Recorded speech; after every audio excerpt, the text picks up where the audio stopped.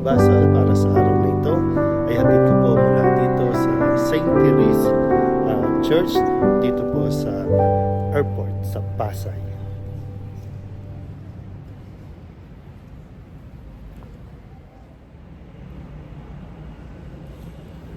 Ating pong unang pagbasa para sa araw na ito ng Biyernes ng ika-5 linggo ng karaniwang panahon ay hinango sa unang aklat ng mga hari, chapter 11 verses 29 to 32 and chapter 12 verse 19.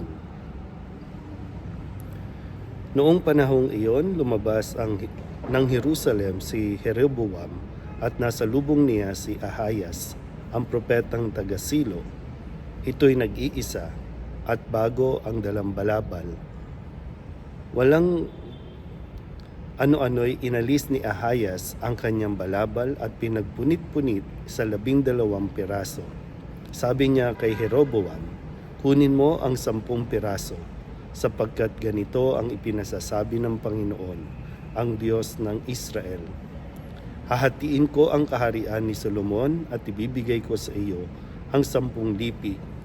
Matitira sa kanya ang 1 lipi, alang-alang kay David na aking lingkod at alang-alang sa Jerusalem, ang lungsod na aking hinirang sa lahat ng lipi ng Israel.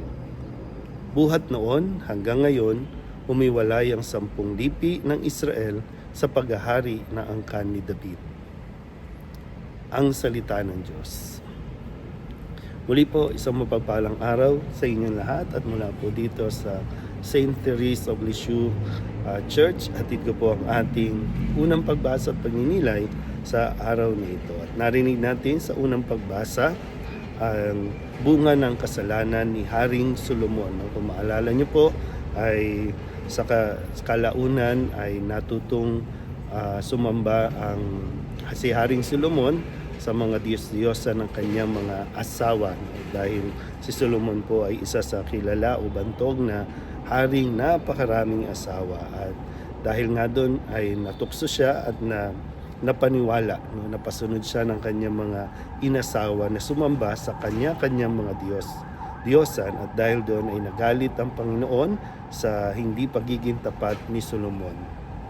At ngayon po ay narinig natin ang pagkakahiwa-hiwalay ng mga bansa na kung saan ay nasakop ni David o pinag-isa ni David. Pero dahil nga po sa katigasan ng ulo ni Solomon ay ito ang naging bunga. At sa panahon naman ni Haring Rehoboam, ito yung pumalit kay Solomon, ay pinaghati-hati na po ang mga bayang ito. Balit na natili po ang pangako ng Diyos na may pananatilihin siyang isang bansa na ipinangako pa niya sa panahon ni David.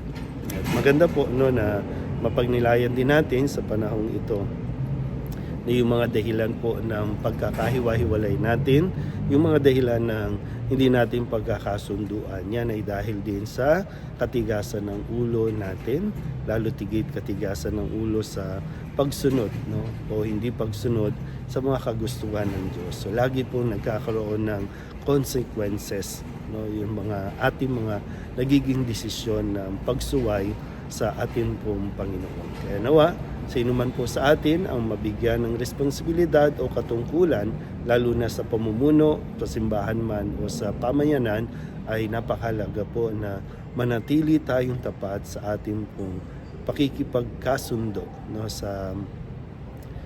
yung maging tapat sa kasunduan natin sa Diyos. Dahil hindi higit na mahalaga yung manatili tayong tapat sa Diyos. Dahil nga ang taong tapat sa Diyos, kayang-kaya pong maging tapat sa kanyang katungkulan at paglingkuran ang kanyang bayan. Pero kung dahil nga hindi lahat ng tapat sa panunungkulan ay nanatiling tapat sa Diyos. Pero sana po sa ating lahat na mga nakakapakinig ng mga salita ng Diyos ay mas maunawaan natin ang kahalagahan ng pagtalima at pagsunod sa utos ng Diyos sa ating lahat. Muli po, isang mapagpalang araw sa inyo pong lahat.